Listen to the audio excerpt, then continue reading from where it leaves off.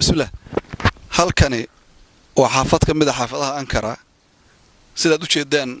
waa filooyin nooc walba leh ka kooban laba biyaano oo kaliga adiga ku go'an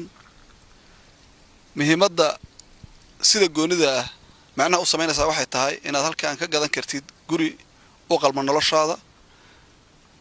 ka kooban 5 qol iyo 2 fadhi 7 qol iyo 2 fadhi oo laba biyaano ah oo aad iyo aad ugu habboon noloshaada laakiin fursadda cajiibka waxay tahay inaad dhalashada waddankana ku qaadan kartid 6 bari gudahood waxaan doonaynaa marka inaan ummadda Soomaaliyeed barnaamijkaas danaynaysa u soo gudbino fursaddan xaafadan oo xaafad aad iyo aad u qurux badan xaafad aad iyo aad u wanaagsan magaalada aan ka fogeyn oo magaalada ku taala iskoolaadkii leh basaskii leh wax walba ay ku yaalaan santaradii leh haddana aad ka helaysid filla adiga ku go'an dabaasheeda leh jimkeeda leh kululeysadeeda leh isla markaasna aad ku qaadan karta dhalashada waddanka guuleed real estate waxaan diyaarinahay insha Allah ta'ala inaan ina tusino fursad walba oo adinka faa'iido ku jirto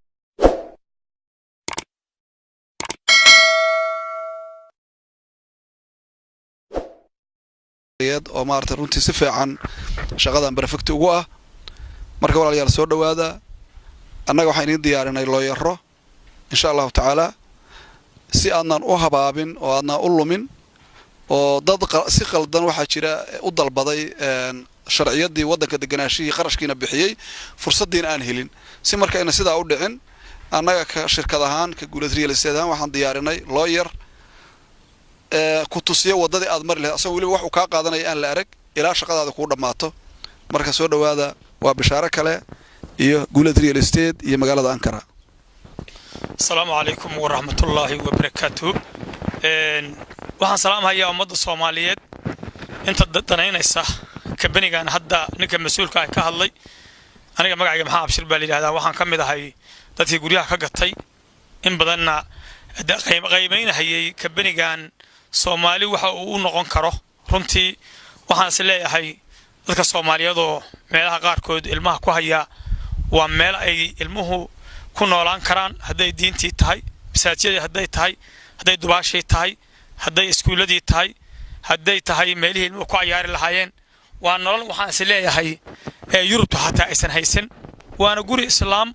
oo ilmihii tarbiyadii iyo edebtii iyo diintii islaamka intaba ay wax u kordhayaan marka waxaan leeyahay runtii aan dadka guryaha ka gatay baan ka mid ahay waxaan dareemayaa runtii farxad weyn sababtoo ay tahay sharcigii meeshan xaquuqda waxa u lahayd hadii mar lagu yeerinayo oo qof sharci yaqaan ah oo ku leeyahay xaquuqda aan leedahay taasna ma leeyahay hadii lagu leeyahay oo wax qarsoon ay jirin wax lagu farxo weey dadka Soomaaliyeed marka waxaan leeyahay kabaniga la soo xiriira waxa idka xumaanaya ma leh intii gadata farxad bay ku gadatay inta gadan doontaana Ilaahay idinkiis waxaan rajaynayaa inay farxad u gataan soo dhawaadaan leeyahay walaalayaal martidii lagu martaqaado meesha timid baan ka mid ahay aad baan ugu faraxsanahay idinkana farxad baan idin rajaynayaa assalaamu calaykum waraxmatullaahi wabarakaatuh السلام عليكم ورحمة الله وبركاته ولا ليال سودا وهذا مع ميشو شرفت له شركة جولد ريال استيت وأنا جو فرحان محمد دورة يا شيخ عبد الفتاح قدام حكاية شركة ده وما أنت نمد كثيرة أما بيمران مال أو ضلحيسة وكنت على برطمانها مجال أنكرة سببت أنو إيماننا هاد إن كانت دورنا معلومة صوص عضة مع ميشو كسر دوين دورنا شركة جولد ريال استيت وريها كيف ستي iyo caa'ilooyinka soo guuray intaba